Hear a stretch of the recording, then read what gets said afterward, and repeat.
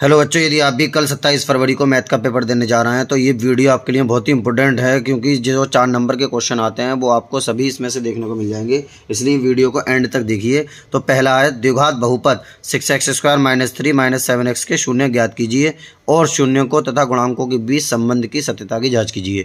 बेटा पहले शून्य ज्ञात करना, शून्य का मतलब होता है x का मान ज्ञात करना, उसके बाद हमें तुलना करना है। फिर तो मैं ज़्यादा टाइम नहीं लेते हुए इसलिए मैंने पहले सॉल्व करके रख लिया है ताकि आपका ज़्यादा टाइम खर्च ना हो। तो हमने ये द्विघात समीकरण उठाई। अब देखो 6 3 18 ऐसी दो संख्या जिनकी गुणा करें 18 घटाएं तो 7, कितनी हो जाएंगी 9 दूनी 18। तो 7 की जगह बेटा मैंने 9 - 2 लिख दिए, बाकी सेम लिख लिया बिल्कुल।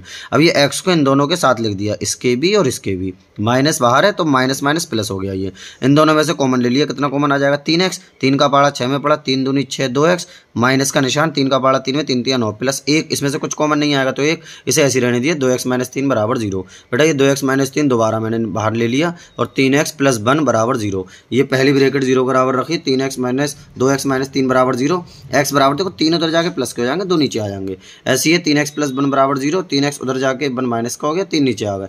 अब ये तो आ गया बेटा शून्य, एक उत्तर ही आ गया। अब पहला वाला अल्फा कह देते हैं x का मान, दूसरा वाला x का मान बीटा कह देते हैं। अब सत्यता की जांच के लिए दोबारा समीकरण उठाई जाती है और a बराबर x² के बाजू वाला होता है, b बराबर x के बाजू वाला होता है, c बराबर ये खाली होता है, जो खाली बचा हुआ होता है।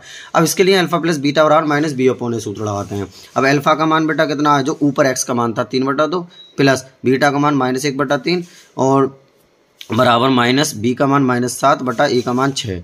अब प्लस माइनस माइनस हो गया, इसका लास्ट ले लिया, 3 दूनी 6, तिरछी गुणा हो गई 3 3 9 -2 एकम 2, तो 9 में से 2 गए 7/6 7/6। ऐसे ही ये सूत्र होता है अल्फा इंटू बीटा बराबर c/a।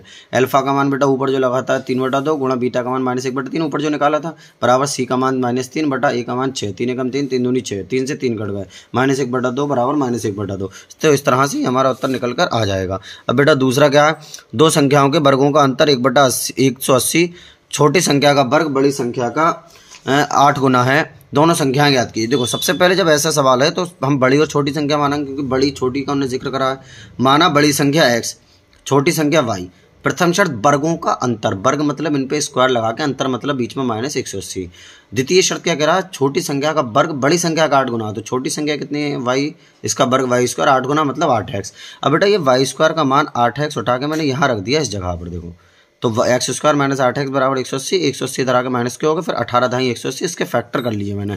फैक्टर करने के बाद बेटा यही माइनस माइनस प्लस हो गया, x दोनों के पास कॉमन ले लिया, फिर x। इस तरह से x का मान आ गया 18 और -10। माइनस वाला हम लेते नहीं है, प्लस वाला लिया, तो समीकरण 2 में x का मान हमने 18 रख दिया। तो y² बराबर 8 गुणा 18, 18 8 144, इसका वर्गमूल लिया तो 12। अब बड़ी संख्या हमने x मानी थी, x का मान कितना आया बेटा 18, और छोटी संख्या y मानी थी, y का मान कितना आया 12, तो 12 ये उत्तर निकल के हमारा आ गया। मैं ज़्यादा टाइम आपका व्यतीत नहीं करूँगा, बहुत ही कम समय में बहुत कुछ आपको सिखा दूंगा। अगला है, सिद्ध कीजिए कि किसी वृत्त के किसी व्यास के सिरों पर खींची गई स्पर्श रेखाएं समांतर होती हैं। देखो ये हमने ये वृत्त बनाया, इसके व्यास मतलब ये वाला हो गया, इस पर ये हमने स्पर्श रेखा खींच दी, ये आपस में समांतर होती हैं। तो सबसे पहले हमें सिद्ध क्या करना है, x y बेटा समांतर है किसके, x डैश y डैश के, यानी ये वाला समांतर है।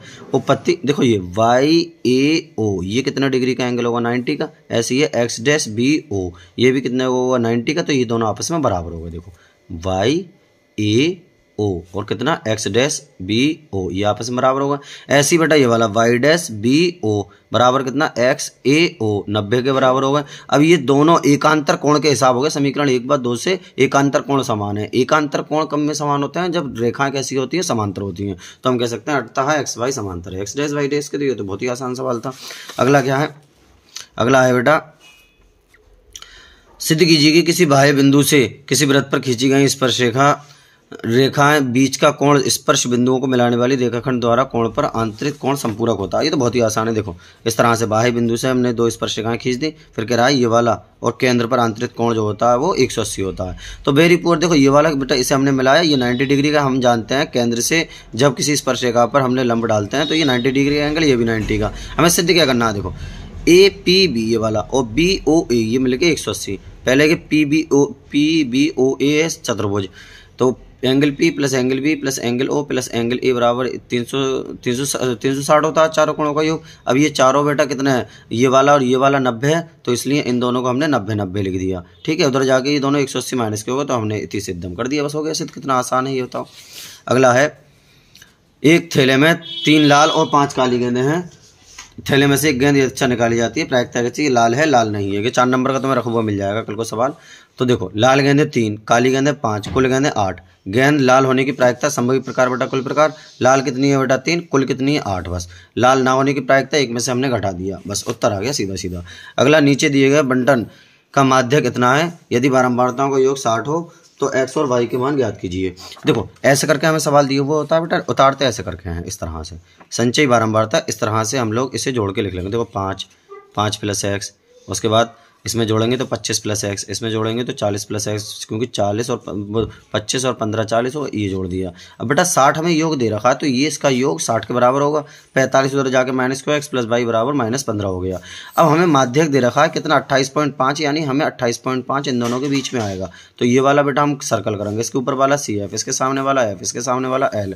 तो हम ये सूत्र लगा देंगे। 28.5 लिख दिया, माध्यक की जगह दे रखा है, L की जगह 20, क्योंकि 20 है। देखो ये वाला जो पहला वाला होता है 20 और n/2 यानी 60/2 -5 प्लस x गुणा 10/20। अब ये 20 इधर आके माइनस के हो गए। अब ये कितना बचा बेटा, 0 से 0 बचा 2, ये 30 -5 प्लस x, 30 में से 5 गए 25 -x/2, तो कितना हो गया, इसे गुणा कर दी 17 बराबर 25 -x, x का मान 8 आ गया। समीकरण 1 में रख दिया। y का मान कितना निकल के आ गया बेटा, 7 निकल के आ गया हमारा y का मान। अगला है बेटा समांतर माध्य पूछ रहा है। तो समांतर माध्य में कॉलम बेटा ऐसे दिए हुए होते हैं और हम बना ऐसे लेते हैं। 4 कॉलम बनते हैं इसमें, 2 हमें दिए हुए हैं। तीसरा माध्यमान अपने पास से बनाएंगे, इनके बीच का लिखते हैं 10 और 20 के बीच का 15, 20 और 30 के बीच का 25। इनका गैप अब देख लेते हैं, शुरू के 2 का 10 का गैप है बेटा, तो 10 जोड़ते चले गए। ठीक है, अब fx अपने पास से बनाते हैं, इनकी सबकी गुणा कर लेते हैं। इन्हें जोड़ लिया बेटा, इन्हें जोड़ लिया, सूत्र लगा दिया, काट दिया, यही उत्तर निकल के आ गया।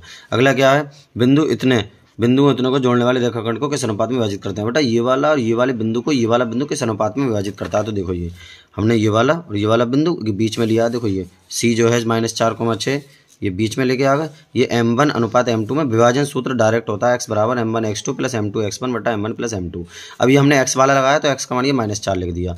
m1 गुणा x2 कितना होगा, x1 y1 x2 y2, इस तरह से x2 ये वाला होगा 3। इसकी मल्टीप्लाई करके m1 अपन m2 का मान आ गया बेटा 2/7। कितना निकल के आ गया, 2/7 निकल के आ गया। आखिरी सवाल, 2 घनों जिनमें से प्रत्येक का आयतन 64 सेमी की घात 3 है, संलग्न फलकों को मिलाकर एक ठोस बनाया जाता है, इससे प्राप्त घनाभ का पृष्ठीय क्षेत्रफल ज्ञात कीजिए। तो देखो ये हमने दोनों को मिला दिया। पहले घन का आयतन 64 दे रखा है, घन की भुजा 1 की घात 3 बराबर 64, घनमूल ले लिया a बराबर 4। इस तरह से घनमूल ले लेते हैं बेटा, 3 बार आया 4 तो 1 निकलेगा आ जाएगा। अब जब इसे मिला दिया जाता है तो ये L का मान हो जाएगा 8 सेमी, क्योंकि दोनों लंबाइयाँ मिल गई ना, और B का मान 4, H का मान 4। फिर ये घनाभ का, क्योंकि घनाभ बन जाएगा, फिर ये पृष्ठीय क्षेत्रफल का सूत्र लगा दिया, जगह पर मान रख दिया, हमारा उत्तर निकल कर आ गया।